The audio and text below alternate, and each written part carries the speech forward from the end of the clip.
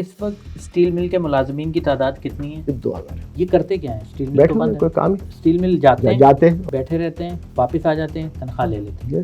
کوئی پلانٹ چل رہا ہے کچھ نہیں چل رہا، بجلی ہے نہیں ہے. کچھ نہیں تو ہوا ہے. تباہی ایسے تو نہیں آ گیا نا، ایٹم بم تو نہیں گر گیا اس کے اوپر، لوٹ مار ہوا تبھی تو ادارہ تباہ ہوا ہے. اس میں لوگوں کو بونس بھی تقسیم کیا، میکسیمم 4 بونس تک انہوں نے دیے ہیں سال میں 4.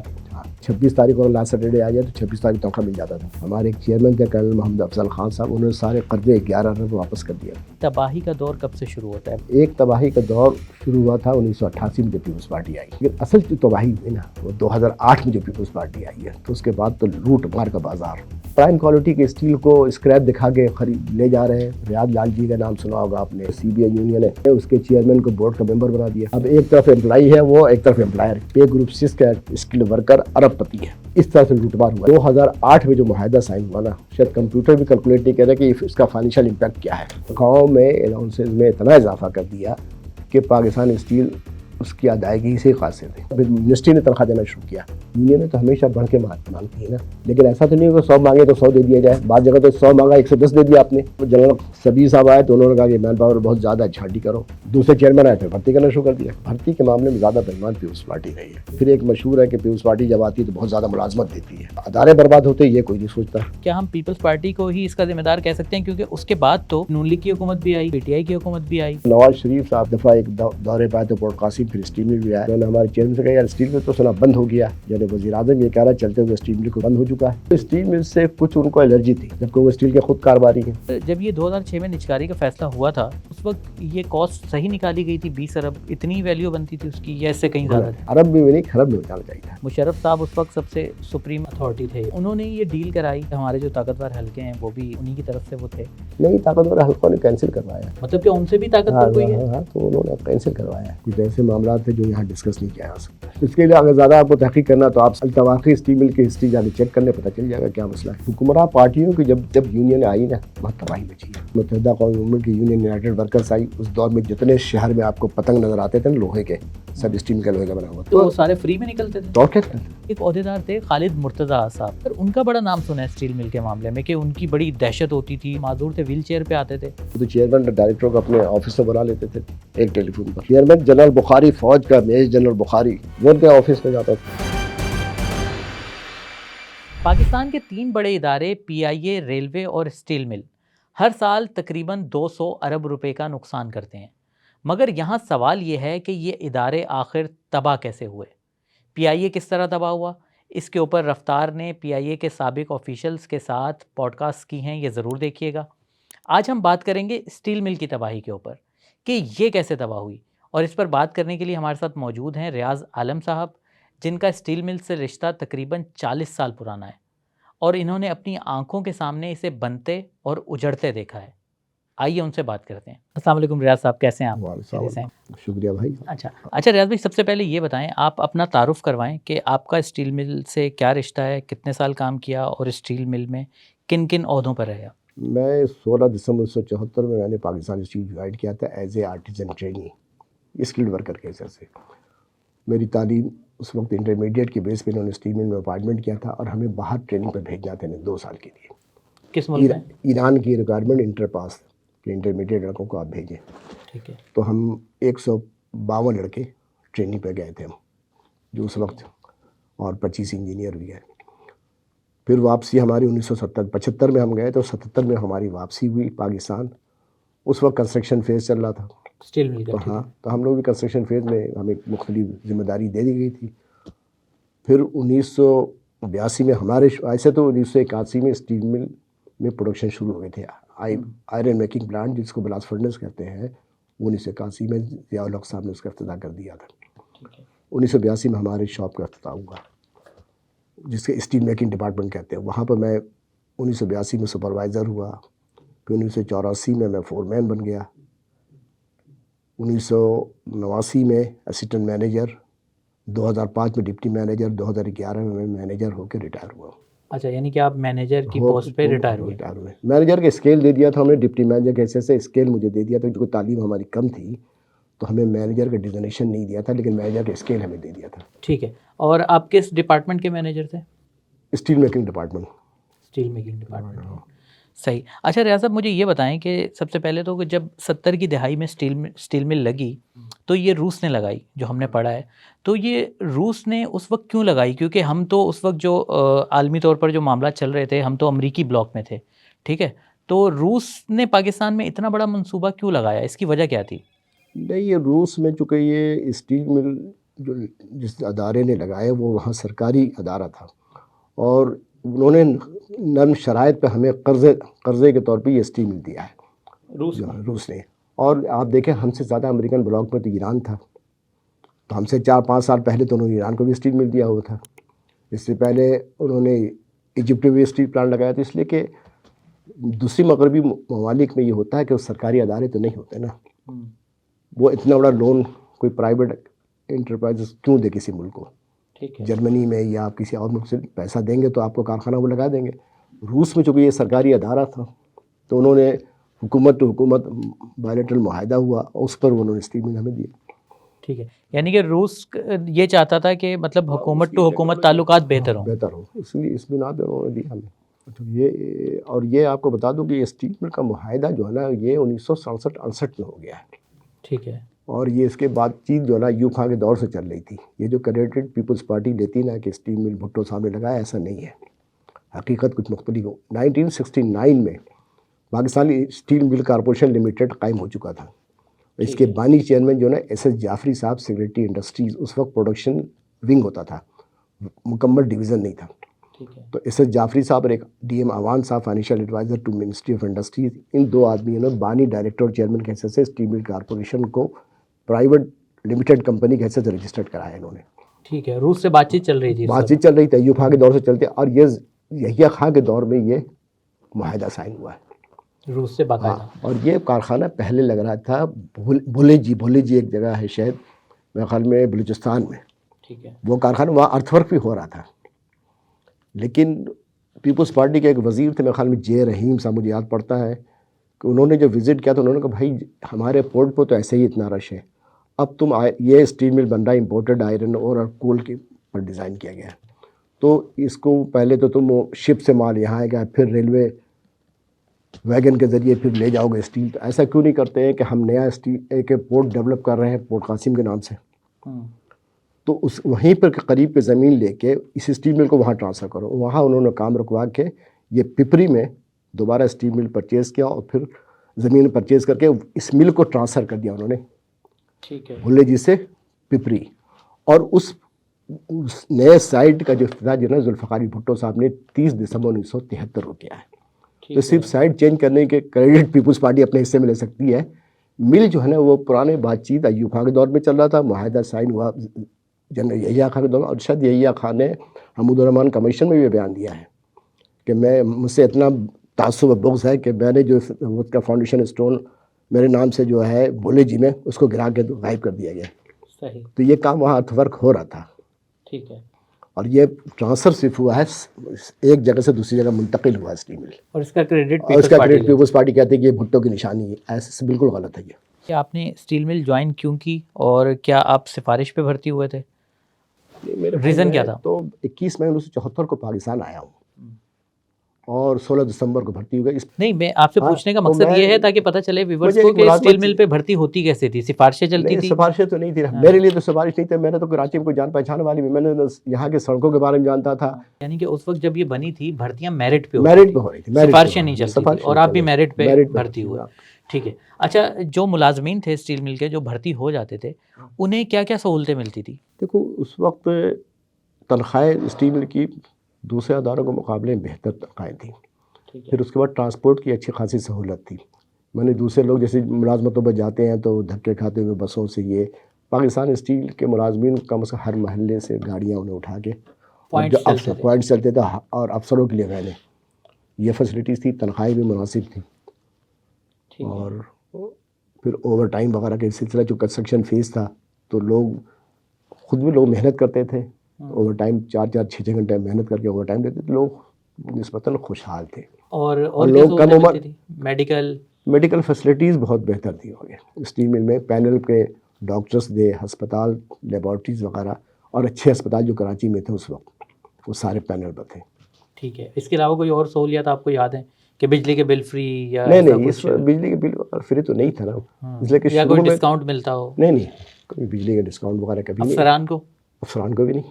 اچھا جو چونکہ آفیسرس کو تو کے فیسلٹیز کی تمام ملازمت اور اس کی فیسلٹیز کو منسٹری کنٹرول کرتی ہے، ٹھیک تو ہے جو منسٹری سے سرکولر آتا تھا کہ آپ یہ دیں اور یہ نہیں دیں، ٹھیک ہے، تو اس کے مطابق ہی کام ہوتا. یعنی کہ وہی آپ کو سہولتیں ملتی تھی جو باقی دیگر سرکاری سرکاری ملازمین کو دیگر ملازمت کو اداروں میں ملتی ہیں. مل رہی کارپوریشنوں میں، ٹھیک ہے، دیگر کارپوریشن کارپوریشنز میں. تو اس وقت تو منسٹری آف پروڈکشن کی 12 کارپوریشنیں تھیں، اور ان کارپوریشنوں پر ایک BIM تھا، بورڈ آف انڈسٹریل مینجمنٹ، یہ ان کو کنٹرول کر رہا. تو ٹھیک وہ ہے. تمام کارپوریشن میں سیم ہی تھا فیسلٹیز وغیرہ.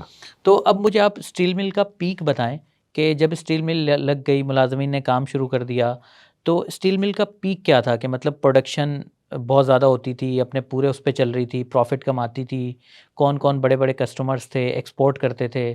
ذرا پیک کے بارے میں بتائیں. نہیں دیکھیے، ایکسپورٹ تو نہیں کیا پاکستان اسٹیل نے، چونکہ پاکستان اسٹیل پورے ملک کی ضرورت کا 16 سے 17% پروڈکشن ہوگی. اچھا جو بقیہ تو امپورٹ ہوتا تھا. یا تیسرا سورس یہ ہے کہ شپ بریکنگ سے اسٹیل حاصل کیا جاتا تھا. لیکن شپ بریکنگ کے اسٹیل سے آپ 1-2 منزلہ عمارت تو بنا سکتے ہیں، لیکن جو پرائم کوالٹی کا اسٹیل جو اسٹیل مل پروڈیوس کر رہا تھا، اس سے ہائی رائز بلڈنگیں وغیرہ بننے کے لیے، چونکہ وہ بعض ہفتے کوالٹی کنٹرول کے تحت وہ پروڈکشن ہو. تو دیکھیے، اسٹیل مل نے آہستہ سا پروڈکشن جب انہانس ہوا تو مزدوروں کی طرف سے بہت زیادہ محنت ہوا ہے، افسران نے بھی اپنے حساب سے بہت محنت کی. اور آپ کو یہ حیرت ہوگی کہ پاکستان اسٹیل کے آفیسرز اور ورکر کی محنت سے روسی ایکسپرٹ جو ہمارے ساتھ تھے نا، وہ بہت وقت سے بہت پہلے ہم نے انہیں واپس کیا. اچھا ہاں، یہ ایک ریٹ ہے، وہاں کے ورکر آفیسر نے محنت بہت کی ہے. ٹھیک ہے، بعد میں یہ ہے کہ کچھ ایسے لوگ، ہر جگہ لوگ ہوتے ہیں جو کہ کام چور بھی ہوتے ہیں، لیکن ہے کہ میکسیمم محنت کشوں نے بڑی محنت کی ہے. اور آپ یقین مانیے کہ 1600 ڈگری سینٹی گریڈ ہیٹ کے سامنے ڈائریکٹ ان کو ایکسپوزر ہوتا تھا، وہاں پہ کھڑے ہو کے نوکریاں کی. وہاں کی نوکری بڑی سخت ہوتی تھی، اور ان کو تھوڑے سے پیسوں سے مطلب ہے کہ ہیزرڈ الاؤنسز، قسم کے الاؤنسز ان کو کمپنسیٹ کیا جاتا ہے، لیکن وہ رقم ان کے لیے کافی نہیں تھی. صحیح. جس طرح چونکہ آج وہ جب بڑھاپے میں ان کو 10 قسم کی بیماریاں ہیں، کافی میں فیس بک پہ ہم دیکھتے ہیں ڈیلی 2 یا 4 ملازم ہمارے انتقال کر رہے ہیں. وہ جو محنت انہوں نے کی ہے نا، اس محنت کے اب ان کو ان کے ہیلتھ پر اس کا اثر پڑا ہے. صحیح. اچھا سر، اسٹیل مل کے اچھے وقتوں کی ہم بات کریں تو سنا ہے کہ اسٹیل مل اپنی بجلی بناتا تھا، اپنا گارڈن تھا، اپنی جیٹی تھی، فلٹریشن پلانٹ تھا. تو یہ کچھ اچھے دن بتائیں کہ اسٹیل مل تو ایک پورا، سنا ہے کہ پورا شہر تھا، کیا کیا چیزیں تھیں اس میں؟ آپ یہ کہہ سکتے ہیں کہ اسٹیل مل نے اپنا پانی واٹر سپلائی سسٹم اس لیے بنایا تھا کہ بلک واٹر، اتنے بڑے مقدار میں پانی Karachi water sewerage board steel mill کو نہیں دے پاتا. ٹھیک ہے. اس لیے ہم نے اپنا واٹر ریزروار بنایا، اور ہم نے ڈائریکٹ مطلب لائن گھاروں سے ہم نے اپنا ایک لائن لے کے ہم نے خود پانی کو فلٹر کرنا شروع کیا، اور اپنے ٹاؤن شپ کو بھی سپلائی کیا. اسٹیل مل کے بھی ہم نے پانی کا انتظام خود ہی کیا.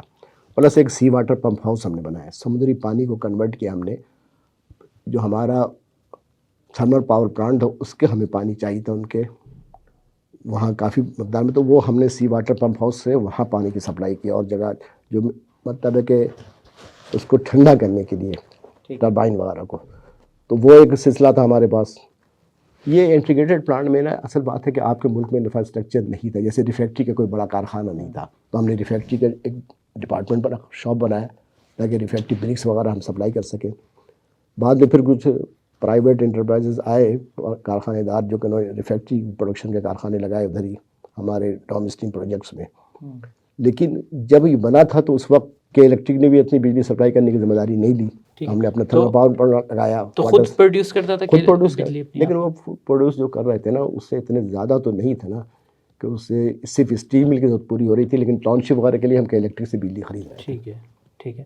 اچھا، یہ جو ٹاؤن شپ تھی، اس میں کیا ہوتا تھا؟ یہ کیا باقی ایک سنا ہے کہ فیکٹری زون بھی تھا وہاں پر کوئی؟ نہیں، ہم نے مطلب کہ جو اپنے کارخانے کے علاوہ جو ہمارے پہ ایکسٹرا زمین تھی نا، اس کو بنایا تھا کہ ڈومیسٹک پروجیکٹ اسٹیل کے پروڈکشن سے جو کارخانے لگائے گئے، ذیلی ادارے، اسٹیل کا ذیلی ادارے نہیں، کوئی بھی پرائیویٹ فرد جا کے وہاں اپنا کارخانہ لگا لے.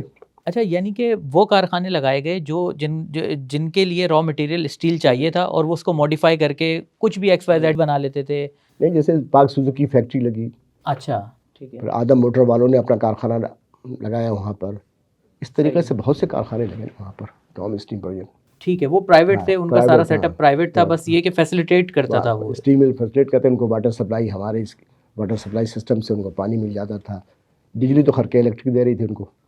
ٹھیک ہے، تو وہ لوگ بھی سب سیٹ تھے، خوش تھے، خوشحال تھے. خوشحال تھے. اچھا، اب اس صنعتی زون کی کیا سچویشن ہے؟ اب وہ کارخانے دار، کچھ کارخانے تو چل رہے ہیں، اچھا، لیکن اب مارکیٹنگ کا مسئلہ ہے کہ اب ان کے را مٹیریل کا جیسے کہ سلیگ ہمارا ایک پروڈکٹ ہوتا ہے، اب سلیگ سیمنٹ، اب وہ کارخانے کو سلیگ ہی نہیں ملا تو کارخانہ تو بند ہو گیا. اسٹار سلیگ سیمنٹ کے نام سے کارخانہ تھا. ٹھیک ہے. اس طرح سے جب وہاں سے پروڈکٹ نہیں ملنا شروع ہوا تو بہت سے کارخانوں پہ تو اثر پڑا ہوا نا.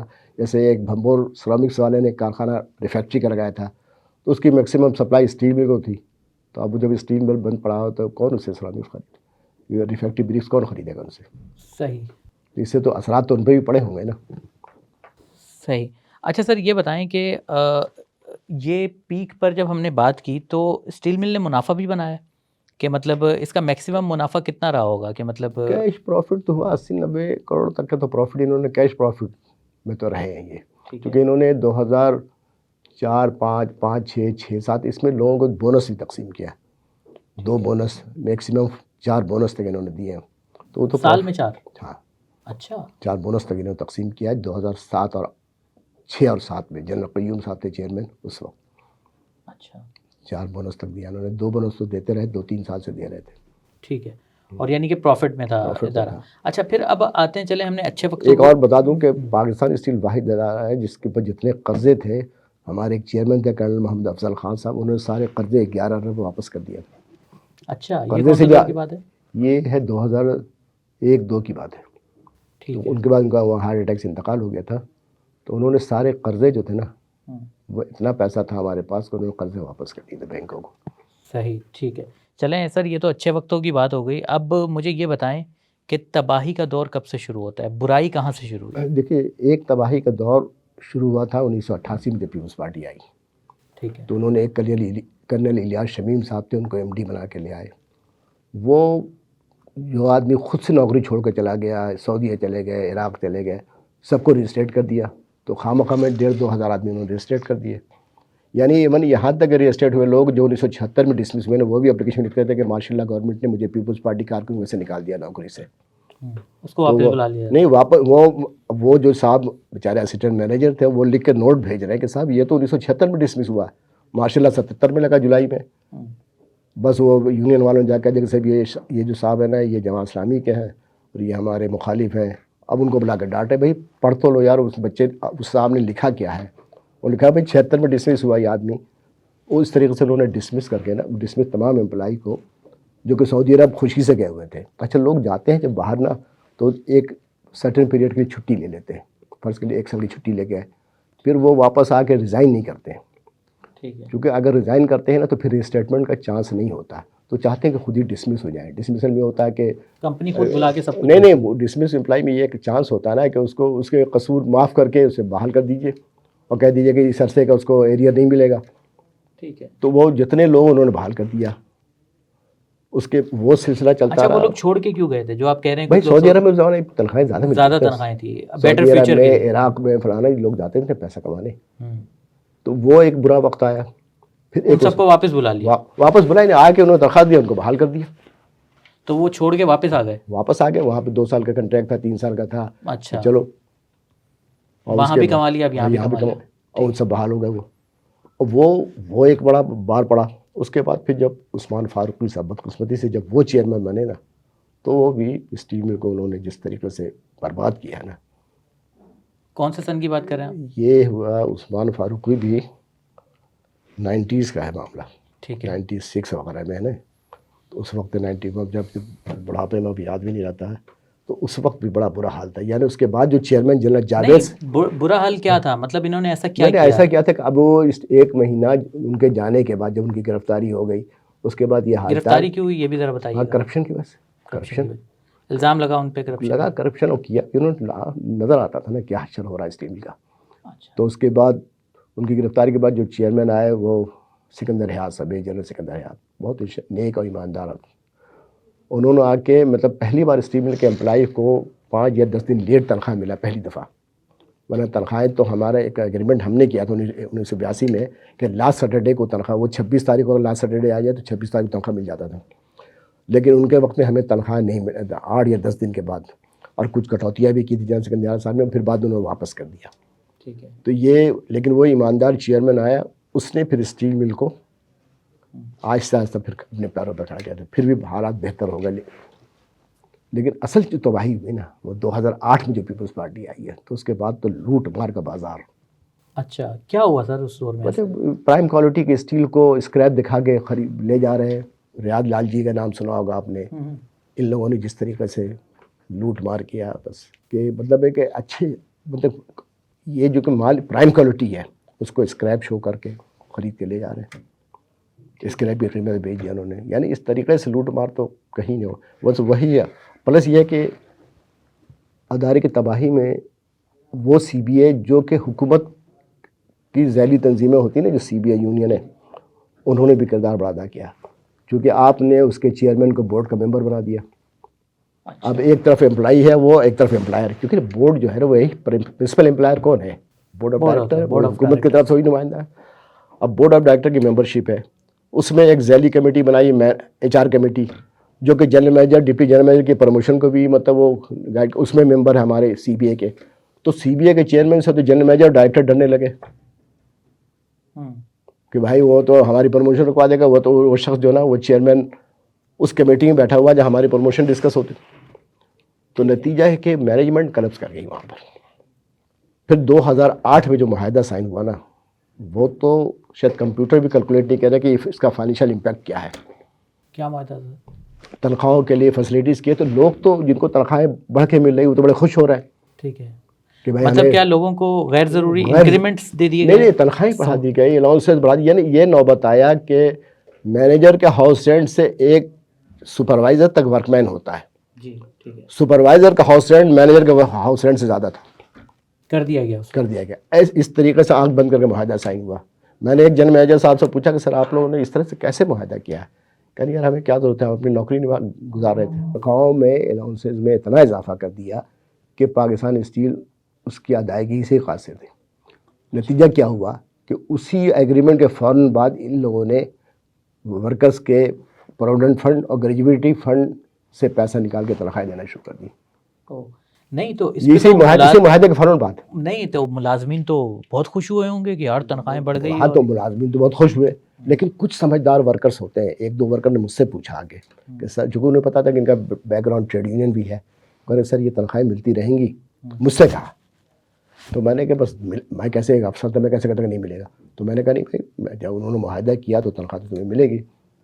لیکن کچھ مخصوص لوگوں کو میں نے کہا تھا کہ یار مجھے تو یہ مزدور دوستی میں یہ ایگریمنٹ نہیں لگ رہا ہے، یہ مزدور دشمنی والا کام کیا انہوں نے. اچھا، میں نے ایک بہت سینئر پولیٹیشین ہے، یہ ہے ٹریڈ یونین لیڈر ہیں جو ہم لوگوں کے استاد ہیں، پروفیسر شفیع ملک صاحب.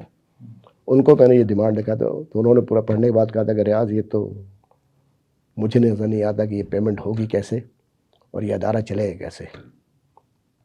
ٹھیک ہے. اب لوگ تو خوش ہو گئے نا. نہیں تو اس معاہدے کیوں کیا گیا تھا؟ وہ معاہدہ آنکھ بند کر کے معاہدہ، دیکھیے نا ہمیشہ ریزن بھی تو ہوگا کہ مطلب امپلائیز خوش ہوں گے تو پروڈکشن بڑھ جائے گی. نہیں وہ نہیں، مطلب ہے کہ اب معاہدے میں تو یہ کیا ہوتا ہے نا کہ 100 روپے مانگا جاتا ہے تو مشکل سے 10 روپے دیا جاتا ہے. مینجمنٹ 10 روپے پہ ایگریمنٹ کرتی ہے، یہ 20 پہ کر دے گی نا. ٹھیک ہے. یونین تو ہمیشہ بڑھ کے مانگتی ہے نا. لیکن ایسا تو نہیں ہوگا 100 مانگے تو 100 دے دیا جائے. بعض جگہ تو 100 مانگا 110 دے دیا آپ نے، اس میں ایسے کلوز ہیں.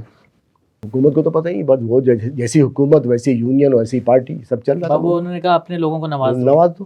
ان کو پتہ بھی نہیں ہوگا کہ کیا معاہدہ ہوا ہے. اصل تو مینجمنٹ جن کو چیف ایگزیکٹو بناتی کسی کارخانے کی، اس کی ذمہ داری ہوتی ہے جا کے منسٹری کو سمجھایا کہ سر اس چارٹ اور ڈیمانڈ سے معاملات خراب ہو گئے، اسے تم ہم پیمنٹ نہیں کر سکے. پروڈکشن کاسٹ کہاں جائے گا؟ پھر جب آپ کا پروڈکشن کاسٹ بڑھ گیا تو مارکیٹنگ بھی خراب ہوئی نا، سیل میں کمی آئی. ٹھیک ہے. تو یعنی کہ آپ یہ کہنا چاہ رہے ہیں کہ 2008 میں پیپلز پارٹی کی حکومت میں ملازمین کی جو غیر ضروری تنخواہیں اور الاؤنسز بڑھائے گئے، وہ سب سے پہلا برا قدم تھا جو اسٹیل مل کو تباہی کی طرف لے گیا. ٹھیک ہے، چلیں اس سے آگے بڑھتے ہیں. تو اس کے علاوہ اور ایسے کیا وہ جو بتایا نا کہ پرائم کوالٹی کے اسٹیل کو اسکریپ، کرپشن بھی تھا. کرپشن بھی ساتھ ساتھ ہر آدمی لوٹے پہ لگا ہوا تھا. اور مطلب ہے کہ سمجھ نہیں آ رہا تھا کہ ادارہ، سمجھ میں نہیں آ رہا کہ وہ ادارہ جہاں پر آپ نے بتایا کہ ملازمین اتنی دل لگی سے کام کرتے تھے کہ جان ہتھیلی پہ رکھ دیتے تھے، اب وہی ملازمین جو ہے اسٹیل مل کو خود لوٹنے لگے. آپ یہ وہ نہیں لوٹ رہے نا ملازمین کو، تو سی بی اے نے ایگریمنٹ کیا، ان کو پیسہ مل رہا. ٹھیک ہے. اس میں ان کا کیا قصور؟ اگر کسی کو زیادہ پیسہ ملے تو وہ خوش ہوگا نا بھائی، ہاں. کہ وہ ناراض ہو جائے گا. وہ سمجھ رہے ہیں کہ سی بی اے نے پورا کیلکولیٹ کر کے ایگریمنٹ کیا ہوگا. اور اس کے علاوہ آپ کو کیا لگتا ہے کہ جو مین ٹرننگ پوائنٹ تھا کہ جو اسٹیل مل کی تباہی کا باعث بنا؟ پھر ہم آگے بڑھتے بس ہیں. 8 سے جو شروع ہوا نا تو متواتر اسٹیل مل نیچے ہی گیا. اس کے بعد پھر اسٹیل مل اٹھ نہیں سکا. بعد میں تنخواہوں کا یہ نوبت آ گیا کہ صاحب اس کے بجلی کا بل مت دو، گیس کا بل نہ دو. نہیں تو یہ کتنے عرصے کے بعد شروع ہوا؟ پہلے بس تو 8 سے شروع ہوا تو ہوتے ہوتے نہیں 13 8 میں 5 تو سال ملنی شروع ہوئی نا. 8 میں تو تنخواہیں بڑھ کے ملنا شروع ملے ہوئی. شروع تو ختم آرام سے کتنے مہینے خوشحالی رہی یہ والی جو؟ نہیں، مزدوروں کو تو خوشحالی آخری وقت تک رہی. جب تنخواہ جو بڑھ جاتا ہے کم تو نہیں ہو سکتا نا. ٹھیک ہے. پھر بعد میں نوبت یہ آیا کہ تنخواہ ملنا ہی بند ہو گیا. کبھی 4 ماہ کی تنخواہ آ رہا، پھر منسٹری نے تنخواہ دینا شروع کیا. چونکہ پولیٹیکل ایک بڑا مسئلہ ہے کہ اسٹیل میں تنخواہ نہیں ملی، 20,000 15,000 آدمیوں کو تو ایک ہنگامہ ہو جائے گا پورے ملک میں. تو حکومت نے پیسہ بھیجنا شروع کیا. کئی دفعہ انہوں نے اس کو اٹھانے کے لیے 35 ارب روپے تک مختلف، یوسف اللہ گیلانی کی حکومت نے، پھر دوسری مسلم لیگ کی حکومت نے 35-40 ارب روپے ان کو سبسڈی دیا ہے تاکہ یہ مل چل سکے. لیکن کیسے چلے گا؟ چونکہ پروڈکشن کاسٹ بھی تو ایک میٹر کرتا ہے نا.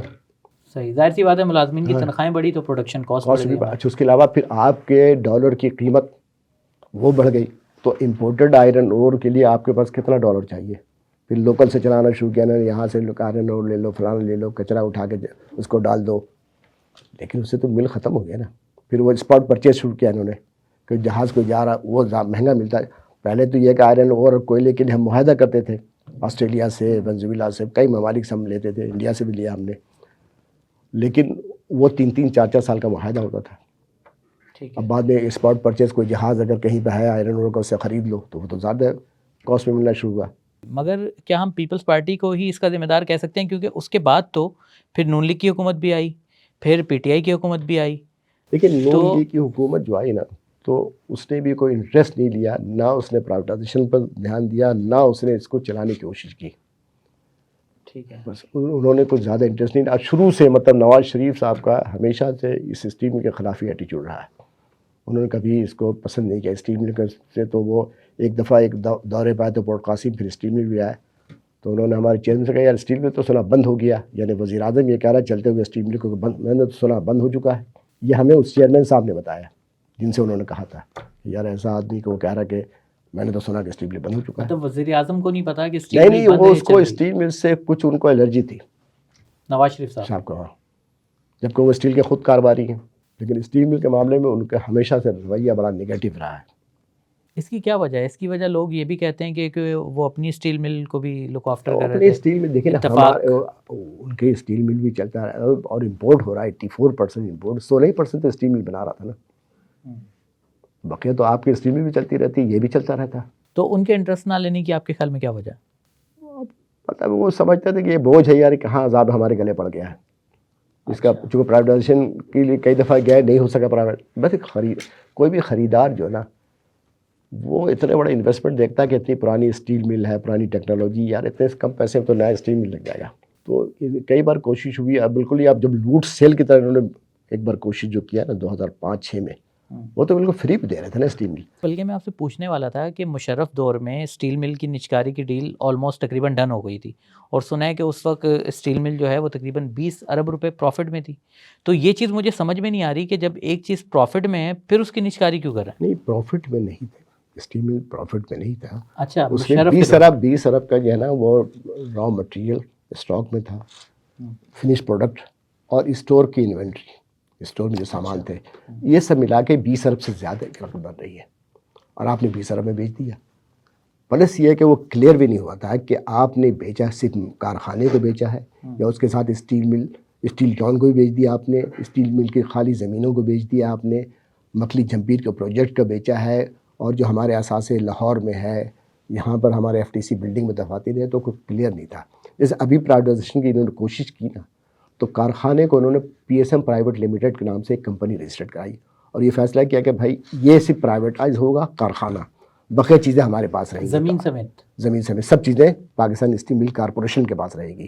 اور یہ P S M private limited ایک ذیلی کمپنی کی حیثیت سے اس کو بیچا جا رہا ہے اور اس کے شیئر بیچیں گے وہ، یہی ہوتا ہے نا. ٹھیک ہے. تو اب انہوں نے اس پہ کیا، لیکن اب کوئی خریدار نہیں ہے. تو اب اس کا حال بھی اتنا برا ہو گیا کہ نا وہ خریدار کو بھی ریومپنگ میں اور پورا اوور ہالنگ میں اتنا پیسہ لگ جائے کہ اس میں وہ سوچتا ہے کہ یار اب نئی ٹیکنالوجی، نیا کارخانات میں لگا لیں. اچھا ٹھیک ہے. تو سر جب یہ 2006 میں نچکاری کا فیصلہ ہوا تھا تو عارف حبیب گروپ تھا اور غالباً کوئی سعودی گروپ تھا، تو یہ لوگ 20 ارب میں، ایک روس کی پارٹی بھی اس میں، 3 پارٹیاں کنسورشیم میں تھیں. ٹھیک ہے. تو یہ آپ کے خیال میں اس وقت یہ کاسٹ صحیح نکالی گئی تھی؟ 20 ارب اتنی ویلیو بنتی تھی اس کی یا اس سے کہیں زیادہ تھی؟ غلط ہے. اچھا، آپ کے خیال میں کیا تھی؟ بہت زیادہ تھا. عرب میں نہیں، خرب میں بچانا چاہیے تھا.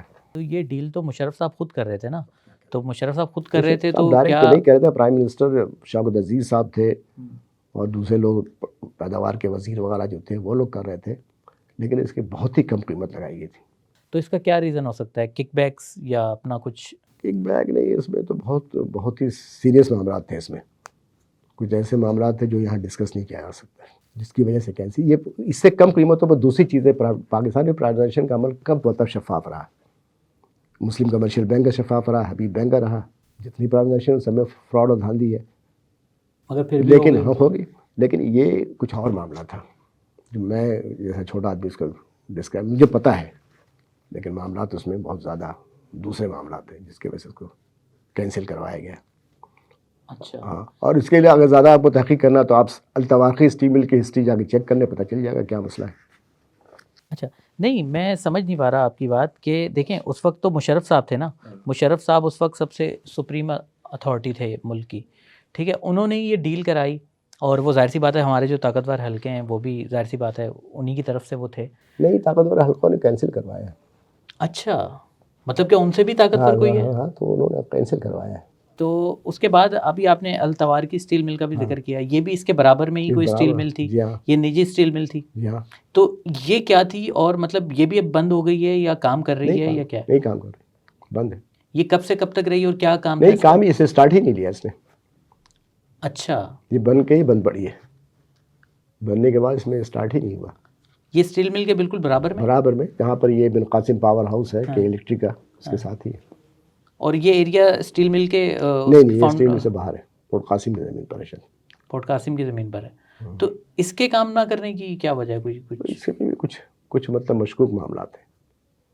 اچھا، کوئی آنرشپ کا آنرشپ کے مشکوک معاملات ہیں.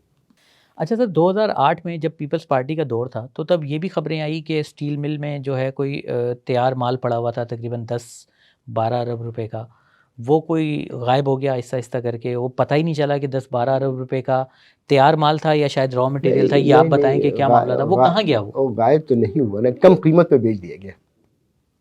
ٹوٹل غائب نہیں ہوا. بتائیں نا کہ پرائم کوالٹی کے اسٹیل کو آپ نے اس کو اسکریپ کے نام سے بیچ دیا، کم قیمتوں پر سامان نکل گیا. اس کے علاوہ پھر وہ یہ جو ڈیلر مافیا اور ان لوگوں نے بھی بڑا تباہی مچائی نا کہ ویمنٹ پیسہ دے کے ویمنٹ میں مطلب مسئلہ رہا.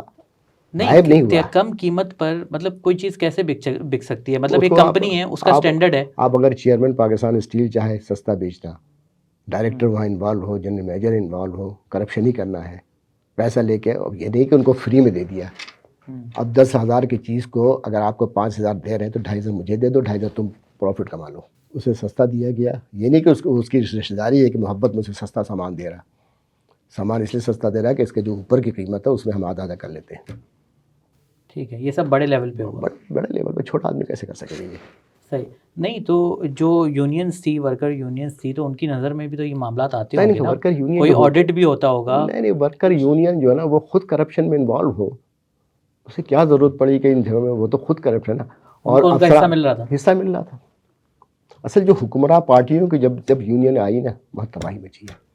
اس سے پہلے ایک متحدہ قومی موومنٹ کی یونین یونائٹڈ ورکرز آئی. اس دور میں جتنے شہر میں آپ کو پتنگ نظر آتے تھے نا لوہے کے، سب اسٹیل کا لوہے کا بنا ہوا تھا. ہزاروں ٹن لوہا، مطلب وہاں سے یہ پورے پتنگ لوہے کے پتنگ نظر آئے ہوں گے شہر میں، سب انہیں کا تھا. بعد میں انہوں نے اس کو اتار کے بیچ دیا. نہیں تو وہ سارے فری میں نکلتے تھے. تو کیا نکلتے تھے بھائی؟ یونین کی ایسی بدماشی ہوتی تھی کہ نہ سیکورٹی ڈپارٹمنٹ ان کے سامنے کہ یہ مال کہاں جا رہا ہے کوئی پوچھنے والا نہیں. سب سے اسٹرانگ یونین کون سی تھی؟ پیپلز پارٹی کی. ہاں ٹھیک ہے. کیونکہ انہوں نے آ کے سب سے پہلے ان کی پریزیڈنٹ تھی تاجدار صدیقی، اس کو بورڈ کا ممبر بنایا، بورڈ کی ممبرشپ دی اس کو. اس کے بعد پھر یہ باقی یونینز نے شور نہیں مچایا کہ ہم نے نہیں میں تو اس کے بعد تو دینا شروع کر دیا نا انہوں نے. اس کے بعد تو ایک ہی یونین آئی نا، یونائٹڈ یونین. ٹھیک ہے، ان کے خالی مرتضیٰ صاحب جو تھے ان کو بنا دیا تھا بورڈ کا ممبر.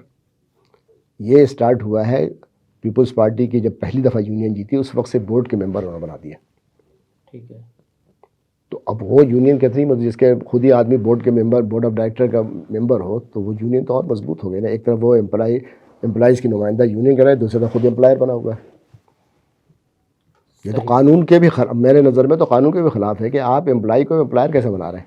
اچھا سر، ابھی آپ نے ایم کیو ایم کا ذکر کیا تو میرے ذہن میں آیا ایم کیو ایم کی ورکر یونین تھی، کیا نام تھا اس کا sir? United workers union. United worker unions. ان کے ایک عہدیدار تھے خالد مرتضیٰ صاحب، انتقال کر گئے.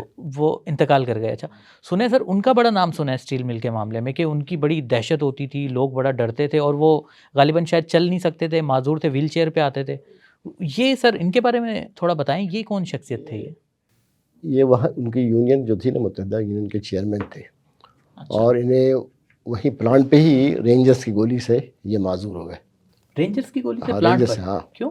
یہ ایک جلوس لے کر جا رہے تھے، اس سے پہلے کچھ واقعات اسٹیل مل میں ہو چکے تھے، تو یہ جائے تو اس کو رینجرز نے پھر ان کو اسٹیل مل میں داخل نہیں ہونے دے رہے اور گولی چلا دی. اس کو ریڑھ کی ہڈی میں گولی لگی جس سے یہ معذور تاحیات معذور ہو گئے تھے. اچھا پہلے صحیح تھے وہ؟ پہلے صحیح تھے. ٹھیک ہے. اس کے بعد ان کی دہشت یہ تھی کہ بھائی حکومت، اسلام نبی صاحب منسٹر تھے، بعد میں خالد مقبول منسٹر ہوئے، تو وہ حکومت کی شہ پر جو یونین ہوتی ہے وہ ان کا تو پھر الگ ہی پاور ہوتا نا. وہ تو چیئرمین ڈائریکٹر کو اپنے آفس میں بلا لیتے تھے ایک ٹیلی فون پر.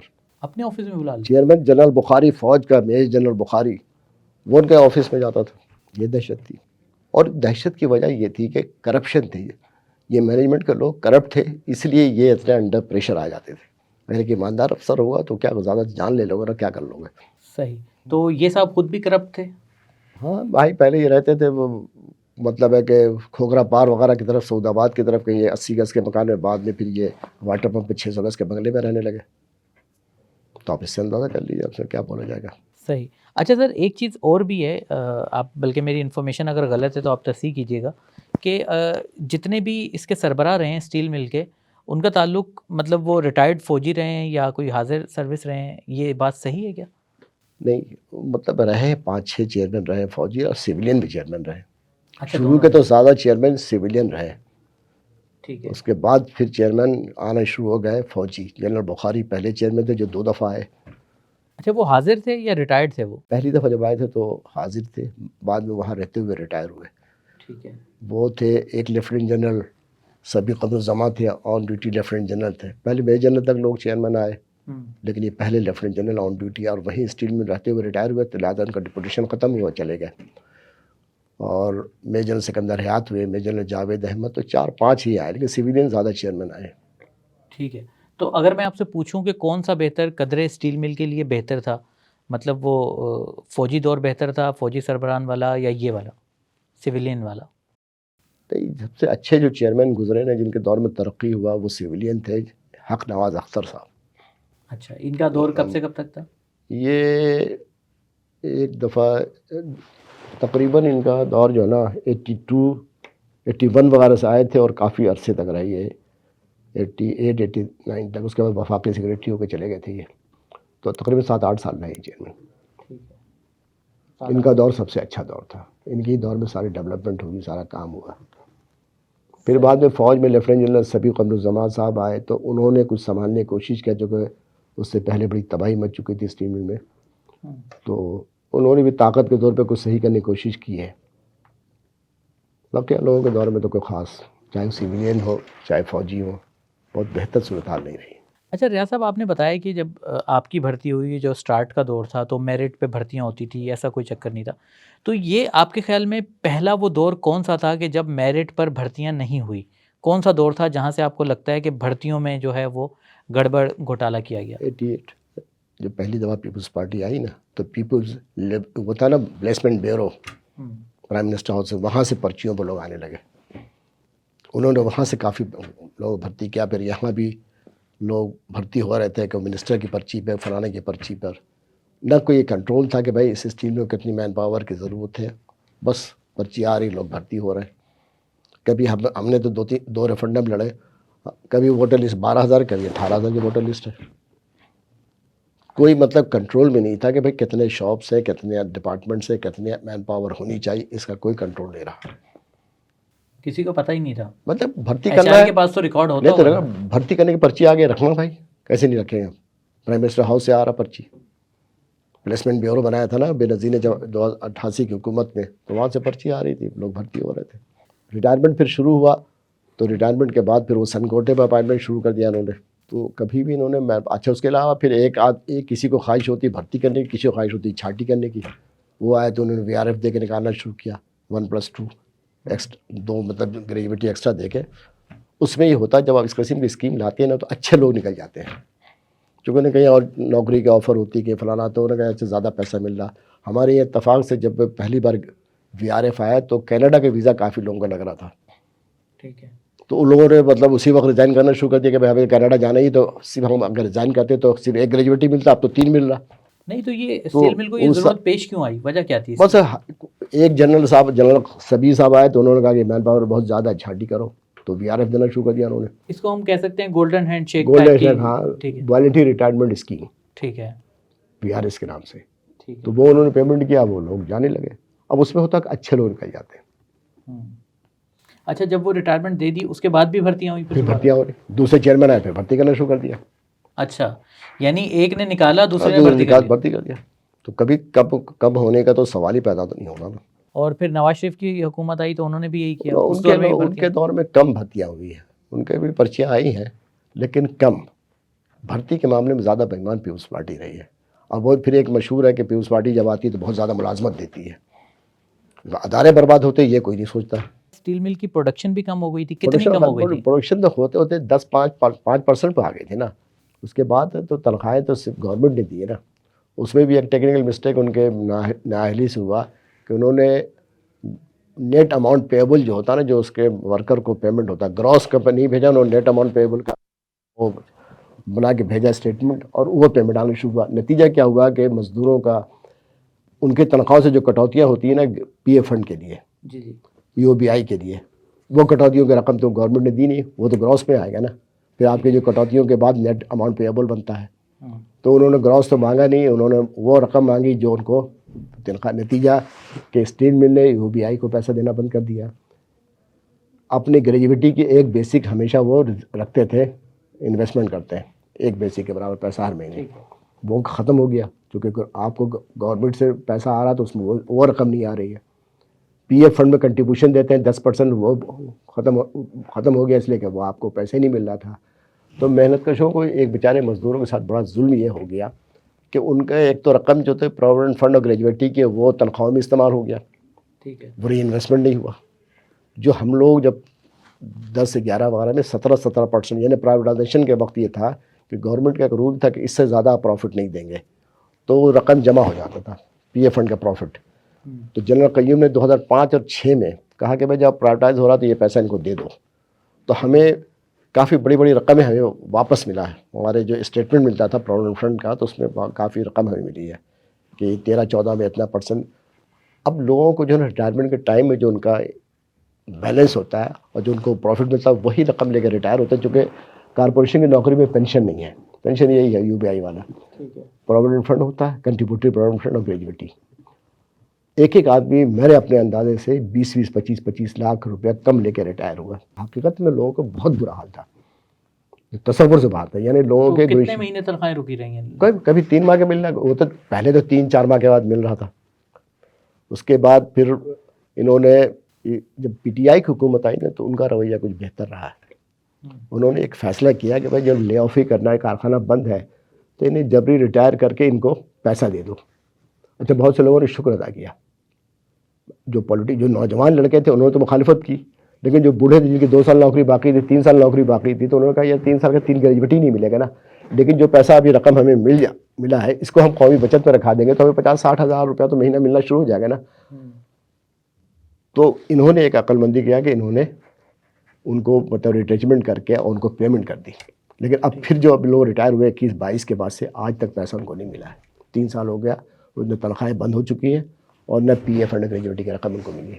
اچھا، اب مجھے آپ یہ بتائیں کہ اس وقت اسٹیل مل کے ملازمین کی تعداد کتنی ہے؟ صرف 2000 ہے. اور ان کو تنخواہیں وقت پہ ملتی ہیں؟ نہیں، وہ بھی اکثر میں فیس بک پر کبھی ان کو جیسے فروری کی تنخواہ اب تھوڑا سا بہتر ہے. فروری کی تنخواہ فروری میں نہیں تو 15-20 مارچ کو مل جائے گا. وہ اصل منسٹری سے پیسہ آ جاتا ہے، انہیں مل جاتا اچھا، اور یہ جو 2000 ملازمین ہیں یہ کرتے کیا ہیں؟ اسٹیل ہے، مل بیٹھے تو ہوئے بند ہے. کوئی کام نہیں، بیٹھے ہوئے بیچارے.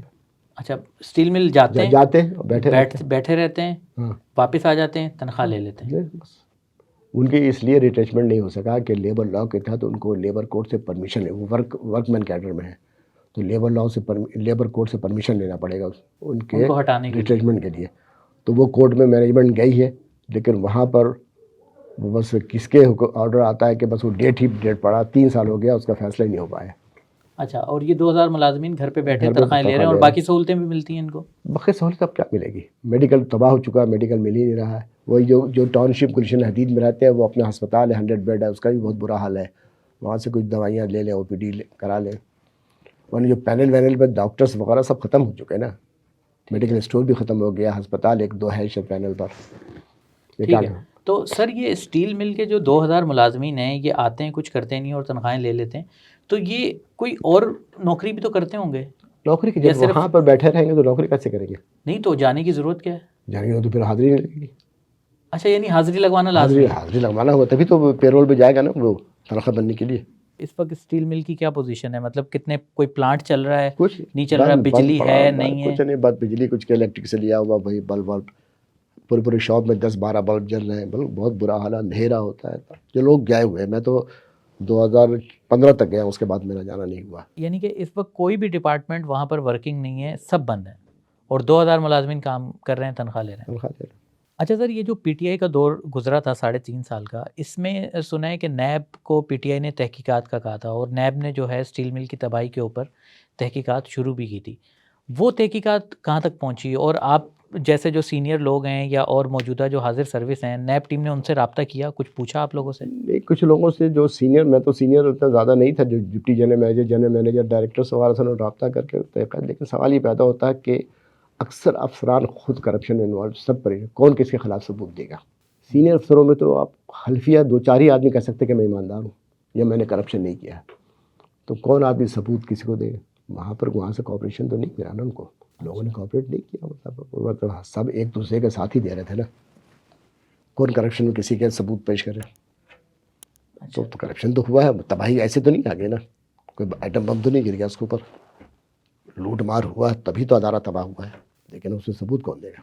اچھا، اکثر لوگ ریٹائر ہو گئے، کچھ لوگ ملک سے باہر چلے گئے، کینیڈا جا کے سیٹل ہو گئے، فلانا سیٹل ہو گئے، تو کون کس کو ثبوت دے گا؟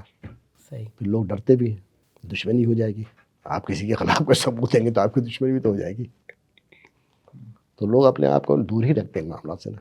تو جبکہ انہوں نے وہاں پہ ایک سیل بنایا تھا، اینٹی کرپشن اکاؤنٹیبلٹی سیل کے نام سے ایک پورا شعبہ بنایا ہوا تھا. لیکن وہ ایک اسسٹنٹ مینیجر اس کا انچارج ہے، وہ کیا کیسے اسٹیل مل میں، ہاں، کہ یعنی کہ آپ کو کہیں ہاں کرپشن نظر آئے FIA وغیرہ سے کوآرڈینیشن کرنے کے لیے، نیب سے کوآرڈینیشن کے لیے ایک سیل بنا ہوا ہے. یہ کب سے بنا تھا؟ یہ بہت پہلے سے بنا ہوا ہے، 10-15، ہمارے وقت سے بھی 5-7 سال پہلے ہی بن گیا تھا. اچھا. اور اس سیل کا کام ہی یہ تھا کہ وہ مطلب اسٹیل مل کے اندر ہونے والی کرپشن پہ نظر نہ رکھے. مطلب ہے کہ اگر کوئی FIA کوئی چیز فائل مانگے یا نیب والے تو وہ ان کو پرووائڈ کرے، ان کے کوآرڈینیشن اور لائزن کے لیے تھا وہ. اچھا، ان سے رابطہ رکھے، یہ کرو. صحیح. تو وہ اب نیب نے ان سے کچھ تو مانگا ہوگا، ان کو ہاں ملا تو وہ نہیں؟ دیتے رہے. لیکن یہاں پر عدالتوں سے اتنا لمبا چکر چلتا ہے کہ سب بری ہو جاتے ہیں. اچھا ریاض بھائی، ایک بات بتائیں، اس وقت 2000 ملازمین ہیں اسٹیل مل کی جو کہ بند اسٹیل مل پر تنخواہ لے رہے ہیں، اور جب بھی نجکاری کی بات آتی ہے کہ اسٹیل مل کی نجکاری کر دی جائے، اسے بیچ دیا جائے کیونکہ یہ ہمارا اربوں کا نقصان کرتا ہے، تو سب سے زیادہ تکلیف انہی لوگوں کو ہوتی ہے جو اس کے ملازمین ہیں کہ اسے بند نہیں ہونا چاہیے. تو سر اگر نجکاری ہو جائے گی تو یہ تو ادارے کے لیے اچھا ہوگا، کوئی بھی نئی پارٹی، تھرڈ پارٹی آئے گی، وہ اس کو چلائے گی، پروفٹ میں لے کے آئے گی. تو اس میں ان ملازمین کو کیا خطرہ محسوس ہوتا ہے؟ وہ کیوں اس کے خلاف ہوتے ہیں؟ بات ہی نہیں کہ سرکاری مطلب آپ نجکاری کریں تو آپ یہ شرط رکھ لیں کہ انہی ملازمین کے ساتھ آپ کام کریں یا نکالیں؟ نہیں، اصل بات ہے جتنی بھی نجکاری کے معاملات آ رہے ہیں اس میں ہر پارٹی یہ کہہ رہی ہے کہ آپ 0 ایک امپلائی ہم آپ کا نہیں رکھیں گے، اور کوئی جتنے بھی آپ کے اوپر لائبلٹیز وہ ہم ذمہ دار نہیں ہوں گے. آپ نے بالکل فریش، مطلب صاف ستھرا ہمیں دینا ہے. ٹھیک ہے، 0 پہ کر کے دے دیں، مائنس میں کر کے نہ دیں. ہاں، آپ کے جو پروویڈنٹ فنڈ گریجویٹیز وقت ان کو پیمنٹ کر دیں، کیونکہ ہم اپنے سرے سے ملازمت کریں گے. کنٹریکٹ کی ملازمت ہو، آپ کے ٹھیکیداروں کی ملازمت ہو، تو اس میں تو گریجویٹی PF فنڈ نہیں دیتے نا. وہ نئے سرے سے ادارے کو چلائیں گے تو وہ یہ کہتے ہیں کہ 0 کر کے دیں. اب جب آپ پرائیویٹائز کرنے جائیں گے تو ان کو تو ملازمت نہیں دے رہے نا، کہ تو ملازمت ختم کر کے آپ دیں گے نا. ہر پارٹی کی یہی ڈیمانڈ ہے. اچھا سر، یہ بتائیں کہ اسٹیل ٹاؤن شپ اور گلشن حدید اسٹیل مل کے نام پر بنے ہیں، تو کہتے ہیں کہ اسٹیل مل کے ملازمین کو یہاں پر پلاٹ وغیرہ دیے گئے، اور گلشن حدید جو پورا بنا، اب تو ماشاءاللہ کافی گلشن حدید ترقی کر چکا ہے، اور کہنے والے تو یہ بھی کہتے ہیں کہ گلشن حدید کی ویلیو جو ہے اسٹیل مل سے زیادہ ہو چکی ہے. تو یہ مطلب کب بنا تھا گلشن حدید، اور کن لوگوں کو یہاں پہ پلاٹس ملے تھے؟ کیا سارے ملازمین کو ملے تھے، یا یہاں پر بھی جو ہے وہ کرپشن ہوئی تھی؟ نہیں، یہ 1982 میں اس وقت سی بی آئی یونین کا سینئر وائس پریزیڈنٹ تھا. ہم نے معاہدہ کیا تھا مینجمنٹ سے، کیونکہ زمین کافی خالی پڑی ہوئی تھی اور مینجمنٹ کو اینول ڈیولپمنٹ فنڈ سے پیسہ ملنا ختم ہو گیا تھا ٹاؤن شپ کے. تو جو ٹاؤن شپ بن چکا تھا اس کے بعد ادھر کام نہیں ہو رہا تھا. تو پھر ہم نے یہ معاہدہ کیا کہ آپ اس کو مطلب ہے کہ مالکانہ حقوق پر آپ مکان دیں لوگوں کو، ملازمین کو. تو وہ بہت ہی آسان شرائط پہ، آپ کو حیرت ہوگی کہ 6,000 روپئے میں ہم نے 120 مکان، صرف 6,000 روپیہ گھر سے اس نے پیمنٹ کیا ورکر نے، اور ہم نے ان کو 120 گز کے مکان کی چابی دی ہے. تیار مکان صرف 6,000 روپئے. اس زمانے میں 6,000 کی بھی اتنی ویلیو نہیں تھی 82 میں کہ آپ 120 گز کے مکان کے مالک ہو جائیں. اس میں یہ تھا کہ 100 روپے گز زمین ہم نے دیا، 12,000 کی زمین دی ان کو، تو وہ ہم نے 100 روپے قسط کر دیا. ہاؤس بلڈنگ سے لون دلا دیا 65,000. اس وقت تنخواہ کیا ہوتی تھی؟ اس وقت تنخواہ مطلب ہے کہ 82 کے ایگریمنٹ کے تحت 1,400 1,500 سپروائزر کی تنخواہ ہوتی تھی. تو اس میں یہ تھا کہ ہم نے ان سے 500-600 روپے کی قسط میں مکان، ان کو 600-700 روپے قسط دے دیں آپ. اس میں 333 روپے ایک قسط ہوتا تھا، 100 روپے ایک قسط ہو جاتا تھا. اور بقیہ جب لون ملے ہاؤس بلڈنگ سے جو لون ملا اس کو تو وہاں آپ کو پیمنٹ کرنا ہے نا. تو لوگوں نے یہ کیا کہ اس میں رہائش اختیار کر لیا بعض لوگوں نے. جو اچھا، یہ سب کو ملے تھے پورے سارے پہلے فیز میں ہم نے 2,500 مکان بنائے تھے نا، تو ہم نے 2,500 مکان میں کچھ سپورٹ پاپولیشن کے لیے. نہیں، یہ پیسے دیے کس نے تھے؟ زمین تو چلیں تھی، زمین تھی، اس کے اوپر کنسٹرکشن کے پیسے کہاں سے ملے؟ کنسٹرکشن کے پیسے جو حکومت نہیں، آباد نے دیا، اور ہاؤس بلڈنگ کارپوریشن سے پیسہ بلک میں دلوا دیا گورنمنٹ نے. ٹھیک ہے. اس پر ہاؤس بلڈنگ والے دینا نہیں چاہ رہے تھے، جو کہ وہ انڈیویجول جب لون دیتے ہیں تو ان کو فائدہ ہوتا ہے. لیکن وہ 2,500 مکانوں کا کراچی ڈویژن کا جو لوکیشن تھا وہ سارا پیسہ گلشن حدید چلا گیا. وہ چونکہ ہمارے اس زمانے کے منسٹر بڑے پاورفل تھے، سعید قادر، لیفٹیننٹ جنرل سعید قادر صاحب، ان کی بھی کوششیں تھیں.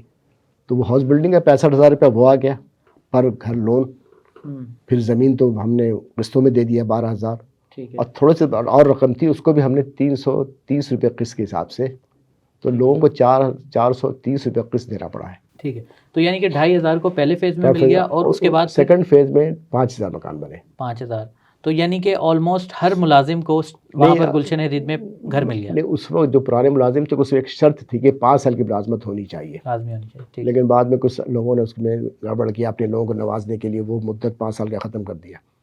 ٹھیک ہے. اس سے کچھ لوگوں کو شکایتیں ہوئی کہ سینئر کو نہیں ملا، جونیئرس کو مل گیا، وہ ایک الگ قصہ ہے. لیکن کہ 7,500 ملازمین کو تو مل چکا نا. اس کے بعد پھر اب مکانوں کی قیمت اتنی زیادہ بڑھ گئی ہے کہ اگر آپ مکان بنا کے دیں گے تو قسط کتنے کی بنے گی؟ جتنی تنخواہ اتنی تو قسط بن جائے گی. تو لہٰذا اب پلاٹ دیا انہوں نے. اب لوگوں کو پلاٹ ملا. لاسٹ ٹائم کب دیا تھا؟ 2005 میں. اس سے پہلے بھی دیا، کرنل افضل صاحب تھے 2002 میں، اس وقت کچھ پلاٹ الاٹ ہوئے. اچھا. تو یہ اب پلاٹ دیتے ہیں. اب گھر بنا کے جو 7,500 گھر بن چکے ہیں نا وہی گھر ہیں. اور جو اسٹیل ٹاؤن ہے نا وہ تو اسٹاف کالونی ہے نا، وہ تو سرکاری مکان ہے. اور یہ جو گلشن حدید کا ہے، اب ہم کیا کہہ سکتے ہیں کہ یہ تمام جتنے بھی اسٹیل مل کے ورکر تھے سب کو وہاں پر پلاٹ ملا جنہوں نے 5 سال؟ نہیں ملا، بہت سے لوگوں کو نہیں ملا. اچھا. بہت سے لوگ نئے امپلائی ہیں ان کو نہیں ملا، بہت پرانے بھی امپلائی ریٹائر ہو گئے، نہیں مل جائے گا. بہت سے لوگوں نے اس وقت انٹرسٹ نہیں دیا. اس وقت لوگ درخواست بھی نہیں دیتے تھے. جب یہ مکان بنا کے ہم دے رہے تھے اس وقت لوگ درخواستیں بھی نہیں، خاص کر کے کراچی شہر کے رہنے والے جو نا وہ کون جا کے وہاں رہے گا یار، یہ سوچ ان کی تھی. لیکن یہ نہیں سوچا کہ اب جو لوگ جو وہاں سے ریٹائر ہوئے، بہت سے پنجاب کے لوگ جو ریٹائر ہو کے پنجاب چلے گئے کیونکہ یہاں کوئی زیادہ نہیں سلسلہ ہے، تو ان کو اسٹیل مل کے گریجویٹی پی ایف فنڈ کی رقم تو 50 یا 60 لاکھ روپے ملا ہے، اور مکان 1.5 2 کروڑ میں بیچ کر گئے. وہ یہ سب سے بڑا پروفٹ ان کو اس مکانوں سے ہوا ہے. پھر اب جب مکان آپ کا ہو جاتا ہے آپ جس سے چاہے بیچے. اب تو وہاں 50% زیادہ لوگ تو اسٹیل مل سے کوئی تعلق ہی نہیں ہے. جو پورٹ قاسم کے ملازم ہیں یا فوجی فرٹیلائزر کے، وہ لوگ اب وہاں پر مکان خریدتے ہیں، چونکہ ایک بنایا ٹاؤن شپ شہر ہے تو ان لوگوں نے مکان خرید لیا ہے. پھر یہ جو بن قاسم کے بعد جو ٹیکسٹائل سٹی بن رہا اس کے ملازمین نے بھی مکان خریدا وہاں پر۔ اب مجھے لاسٹ میں یہ بتائیں کہ اب اسٹیل مل کا کیا جائے؟ کیا اس کی نجکاری کرنا ہی واحد حل ہے، یا اب بھی کوئی راستہ بچتا ہے کہ ہم اس کے پیروں پر کھڑا کر سکیں؟ دیکھیے پاکستان میں جو سرکاری اداروں کی جو ہسٹری ہے نا، کوئی بہت زیادہ مثبت تو نہیں ہے نا، تو لہٰذا اس کو پرائیویٹائز ہی کرنا اس کا حل ہے۔ لیکن اب سوال یہ پیدا ہوتا ہے کہ اب خریدار نہیں ہے، جب خریدار تھے تو آپ نے اتنا لیٹ کیا اس کو پرائیویٹائز کرنے میں کہ اب تو کوئی خریدار بھی نہیں ہے۔ اس کے لیے کہ ایکسپرٹ جو ریٹائرڈ ایکسپائر ہو چکی ہیں، تقریباً ایکسپائر، پھر چوری ہماری میں اس تو کھول کے پائپ لائنیں توڑ کے، مطلب سب تو باہر چوریاں جو 10 ارب کی چوری ہو چکی ہے، سنا بتاتے ہیں لوگ کہ جب سے کارخانہ بند ہے کہ بے انتہا تو چوری ہو کے سارا اسٹرکچر تباہ کر دیا، سارا چیزیں تباہ کر دی۔ اب یہ ہے کہ کچھ ریٹائرڈ لوگ ہیں جو بڑے سینئر جنرل مینیجر ڈائریکٹر جو ریٹائر ہوئے ہیں، جو میٹلرجی کے ایکسپرٹ ہیں، حکومت اس کی کوئی کمیٹی بنائے، ان کو اس معاملے میں انوالو کرے کہ آیا وہ دیکھ کر یہ بتائیں کہ آیا یہ کارخانہ چل سکتا ہے کہ نہیں۔ جیسے چیئرمین رہ چکے جنرل قیوم صاحب، وہ مسلم لیگ نواز سے قریب بھی ہیں، ان کے قیادت میں کمیٹی بنا دی جائے، وہ اس کو چیک کرے کہ آیا اس کارخانے کو چلائے، اور اس میں ٹیکنیکل ایکسپرٹ زیادہ ہوں، تاکہ صحیح اس پر اسٹڈی کیا جائے کہ آیا پاکستان اسٹیل کو دوبارہ بحال کیا جا سکتا ہے کہ نہیں۔ لیکن جو بھی کریں جلدی کریں، جتنا لیٹ کریں گے اتنی تباہی ہو رہی ہے۔ چلیں ریاض صاحب، بہت شکریہ آپ کے قیمتی وقت کا، انشاءاللہ دوبارہ بھی آپ سے ملاقات ہوگی۔ انشاءاللہ آپ لوگ تھینک یو۔